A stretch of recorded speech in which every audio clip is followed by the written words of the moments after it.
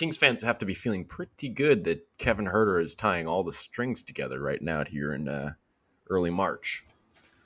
I know, finally. Which is interesting. You get this guy, his primary attribute or primary impact that he can make on the floor is stretching it out, hitting threes, in addition to all the other stuff he does. But that's the primary one.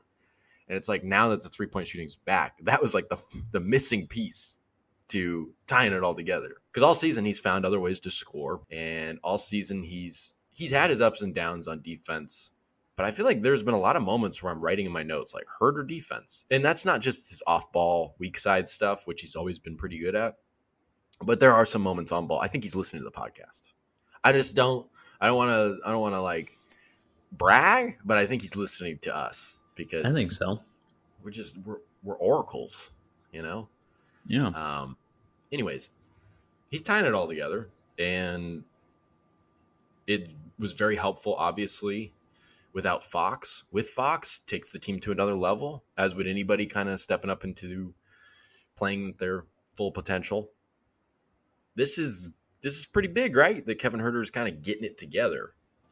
Oh, it's huge. He's playing like he was at the beginning of this year, where it's like, oh shit, Kevin Huerter's on fire. Like, this is the guy we picked up.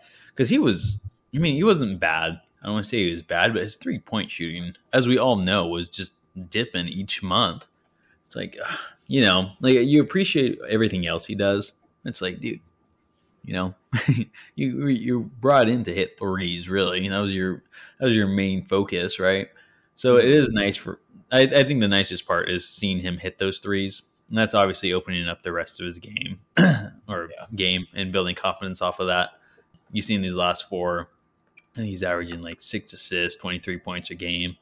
He's had a 9 assist game, 8 assist game. So it's nice. I hope he can keep it up going into the playoffs. Like I said several times already, it's about a month left. It's a lot of basketball still left to be played. So let's just hope he can just keep it up going into the postseason. Because, like I said, that's when it's going to really start mattering. But it is nice, or start to matter. But it is nice seeing him get out of that, 3-point shooting slump that he was in for such a long time. It really seemed like it really showed in the 3-point contest too. I think you made a great point. Obviously, that as with any player, the ability to hit threes opens up so many other things. And I think, that 8 assist game against New Orleans was without Fox. The other assist game, was that also without Fox, or am I? Yes. So both high assist games for Huerter were without Fox, because Fox missed. Yeah, he missed the OKC game, the second OKC game, and then Monday's game against New Orleans. But not just the fact that Fox was out. You also do have to give credit to the fact that, or to the thing that you were just saying, that it unlocks his game, which also unlocks more stuff for the Huerter Domas 2-man game, which does not have a great ring to it when I just said it. It's a good 2-man game, though. Sounds like Huerter and Domas. Sounds like a law firm. Do we cheat him and how? No. But everything kind of coming together there, obviously, and unlocking things. And I think it was interesting. Was it on the broadcast for Monday's game? One of the more recent games. Mark Jones offered a interesting anecdote from a conversation he had with the redheaded sharpshooter, Red Velvet, as people like to call him. And he said that when the team was waiting to go back to the hotel, and in the aftermath of that first OKC game and with the tornado warnings in town, he spent extra time in the gym and had made an adjustment to his shot base.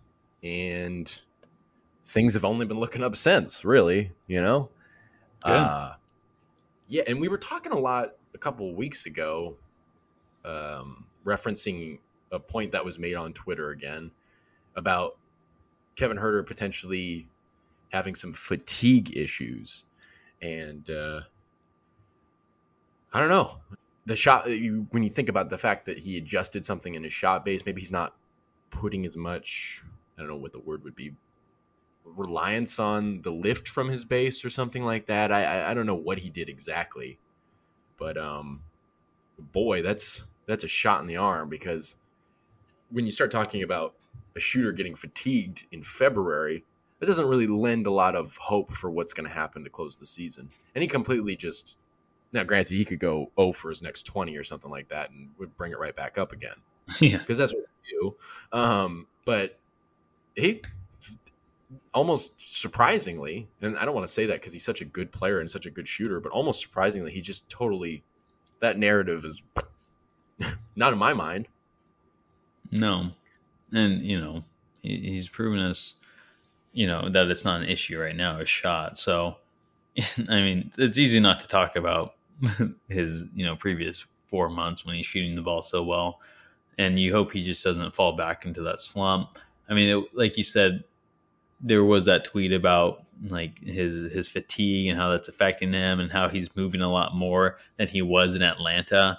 He was more of like that guy in the corner kind of shooter, didn't move as much without the ball, where now he's moving a lot more and how that can have an effect on his, his fatigue.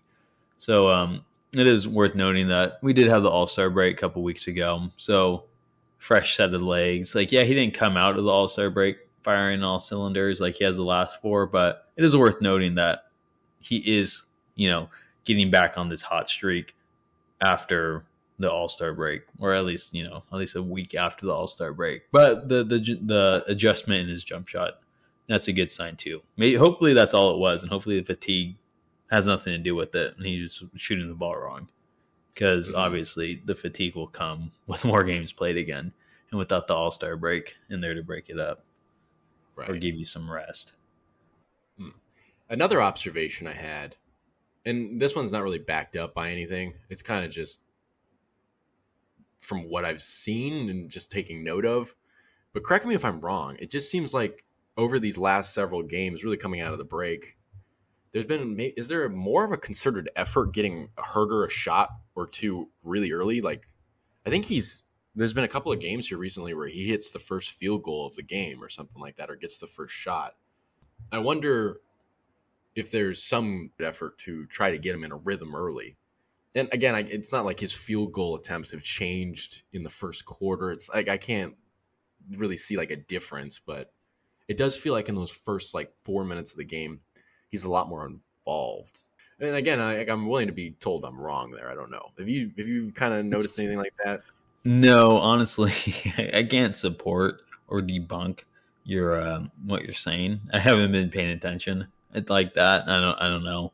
I'll have to pay attention tonight. You know what's wrong with you, Tony, is you don't listen to Kenny Thomas, and that's valuable insight.